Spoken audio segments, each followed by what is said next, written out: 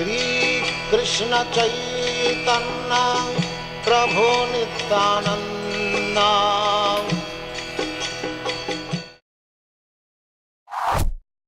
Hare Krishna, welcome. We are here with our channel, Bhagavad-gita, here it is, because here it is, Bhagavad-gita as it is, translation and commentary by His Divine Grace A.C. Bhaktivedanta Swami Prabhupada, and my name is Labanga Latika. Today we are starting the 6th chapter, Dhyana Yoga, which is the yoga of meditation, because these verses here, Krishna goes through the yoga systems, which is quite interesting, because yoga, sometimes we have the idea that yoga means a kind of physical exercises combined with some breathing to attain peace and physical fitness. And that is just one aspect of yoga. Yoga actually means to connect to the Supreme, to achieve spiritual realization. And there are different systems, and yes, now we are starting with this Dhyana Yoga, and I'm reading text 1. Shri Bhagavan Vacha Anashrita Karma Phalang Karyang Karma Karotiyaha Sa Sanyasi Chayogi Cha Na Niragnir Nacha Kriyaha. The Supreme Personality of Godhead said, one who is unattached to the fruits of his work and who works as he is obligated is in the renounced order of life, and he is the true mystic, not he who lights no fire and performs no duty. Purport.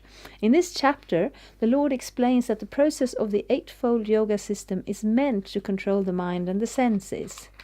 However, this is very difficult for people in general to perform, especially in the age of Kali. Although the eightfold yoga system is recommended in this chapter, the Lord emphasizes that the process of karma yoga, or acting in Krishna consciousness, is better. Everyone acts in this world to maintain his family and their paraphernalia, but no one is working without some self-interest, some personal gratification, be it concentrated or extended.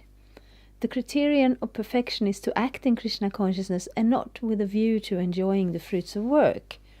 To act in Krishna consciousness is the duty of every living entity, because all are constitutional parts and parcel of the Supreme.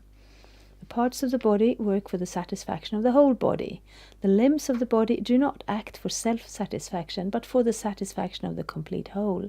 Similarly, the living entity who acts for satisfaction of the Supreme whole and not for personal satisfaction is the perfect sannyasi, the perfect yogi. Yeah. This is a little difficult to understand, because we're used to looking at the form of things, the external of things. I was watching an interview. There was a journalist interviewing Srila Prabhupada who, he translated Bhagavad-gita and he founded the Hare Krishna movement. And this person was a little bit, he appreciated what Prabhupada was doing. And then he was saying some of the groups, they, I don't remember exactly what he was saying, but that they were spending money or that they were putting something material. And then Prabhupada asked him, do you know what spiritual life is? And then he said, no, I actually don't. So then how can you say that someone is doing is materialistic? Because materialistic doesn't mean to have things. It is a question of the consciousness. It's a question of your direction, of your motivation. So here we speak about self-interest, concentrated or extended. So concentrated self-interest is, of course, a pure egoist. This is for me. Let me have everything. Everything is mine. And then somebody else thinks, me and my family. So they take care of their family and they work hard for their family, but they don't work for somebody else's family. So it's still a kind of self-interest, because this family belongs to me, or this community belongs to me, or I belong to it. This nation belongs to me. So yes, I will care about people here, but not people there. So there's still a question of self-interest. And when we can move to a Krishna conscious point of view, when we can put Krishna in the center and we can see how everyone is a part and parcel of him, then we will still work in different capacities on different levels, and somebody's capacity may be to take care of your one family, or somebody else's capacity will be to take care of this one nation, but I'm not doing it for my own interest. I'm doing it because that's part of my duty. So I'm doing my duties, but I'm doing them without this fruitive attitude. Fruitive is an interesting word. I don't even know if it exists before I read Prabhupada's books. It means you do an activity to enjoy the fruits. But a Krishna conscious person will still do the activity. And then he will offer the fruit to Krishna. And then sometimes Krishna gives it back, and sometimes not. There is a story I shouldn't say it's a story, but Lord Chaitanya, who was here on this planet 500 years ago, he was Krishna himself, and before he started to display his Krishna consciousness, before he started to instruct and show this Sankirtan movement of the chanting of the holy name, he lived like kind of an ordinary boy, but he was very loved by his community. They all loved him because this is Krishna consciousness. You love Krishna. You don't necessarily know he's God, but you love him. And there was a man there who was he was working with bananas, and in Bengal bananas is not big business because everybody has bananas. So he would, grow his bananas and sell the fruits and sell the leaves. They're very nice to use for plates. You can make cups from the stems or the trunks, I'm not sure what you call it.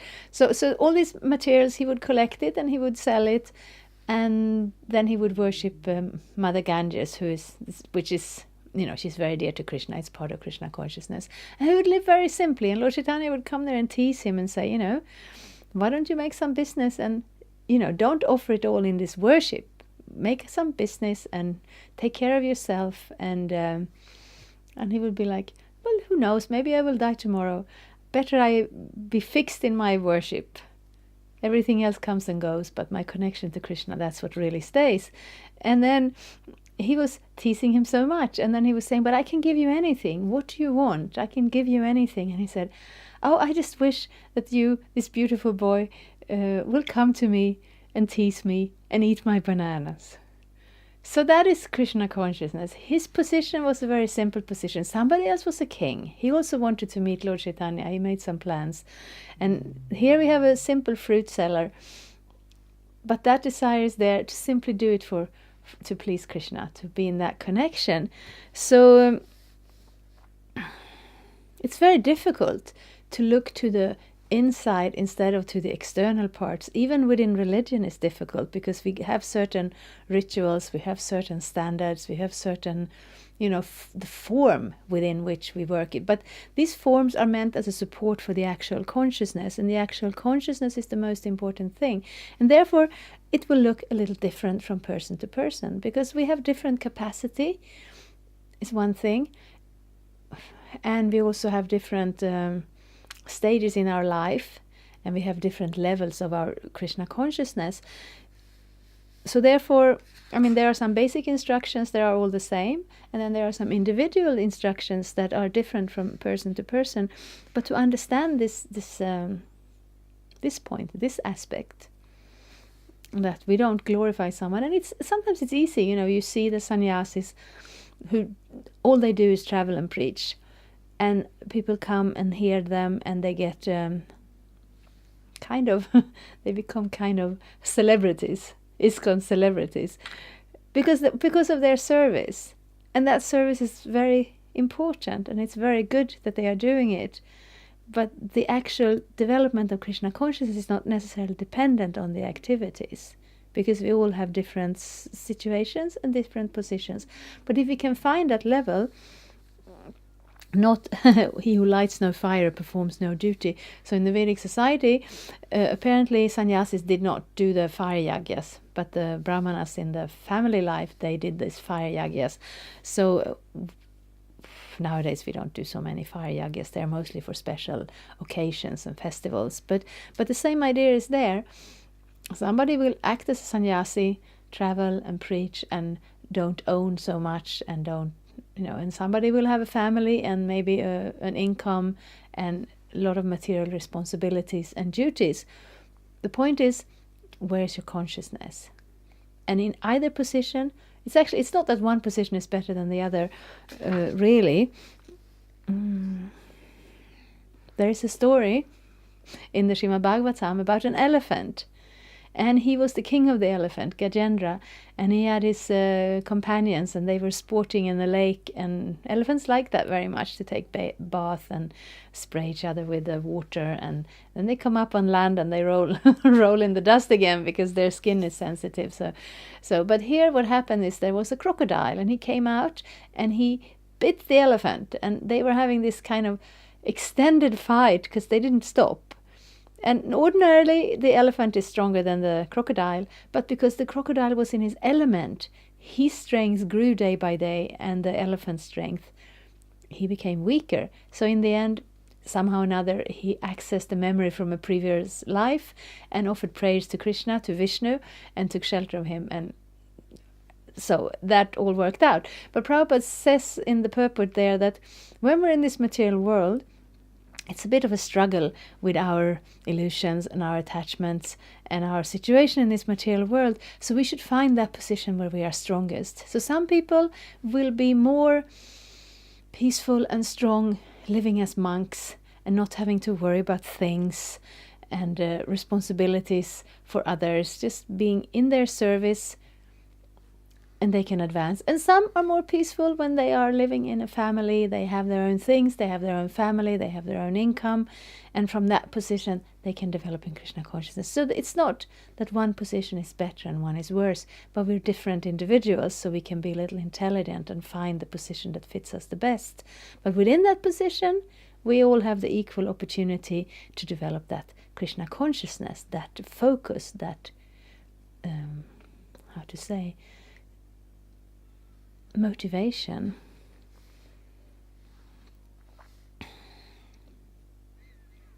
Just like the body, the limbs of the body do not act for self-satisfaction. That's also another funny example.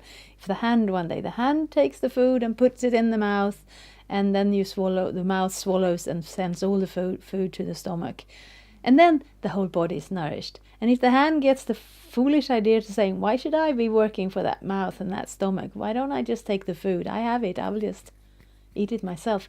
It really, really, really doesn't work, because it's a unit. It's all together. The body is, you cannot separate the parts from each other.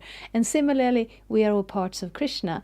And when we connect to him and serve him in love and devotion, then that benefits everybody. It's a little mystical.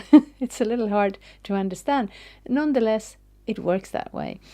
The sannyasis sometimes artificially think that they have become liberated from all material duties, and therefore they cease to perform Agnihotra Yagya, fire sacrifices, but actually they are self-interested because their goal is to become one with the impersonal Brahman. Such a desire is greater than any material desire, but it's not without self-interest. Similarly, the mystic yogi who practices the yoga system with half-open eyes, ceasing all material activities, desires some satisfaction for his personal self. But a person acting in Krishna consciousness works for the satisfaction of the whole without self-interest. A Krishna-conscious person has no desire for self-satisfaction. His criterion on success is the satisfaction of Krishna, and thus he is the perfect sannyasi or perfect yogi. Lord Chaitanya, the highest perfectional symbol of renunciation, prays in this way. Nadanang najanang na sundarim kavitang va jagadisha kamaye mama janmani janmanishvare bhavatad bhakti rahaitu tvai. O Almighty Lord, I have no desire to accumulate wealth nor to enjoy beautiful women, nor do I want any number of followers. What I want only is the causeless mercy of your devotional service in my life, birth after birth. So we can a little bit measure our own desires. No need to get despondent because we're not perfect, because that's all right. If we were perfect, we wouldn't be here. But yes, I guess the point we want to make with this verse is that our external activities and position are not as important as the internal motivation. And by connecting our external activities and duties in Krishna consciousness, we can gradually awaken our spiritual consciousness and find that true unselfishness by connecting to Krishna in service and accepting everybody else as his parts and parcels. Thank you very much. Hare Krishna. Thank you for watching. We aim for updates every Tuesday and Friday. Please come back. If you have any questions or comments, please leave them down there. We also have some links and information for you. And there is, of course, the subscribe button. Thank you. Hare Krishna. I'm a Hare Krishna, and I approve this message. Subscribe. Hare Krishna, Krishna Krishna, Hare Hare, Hare Rama.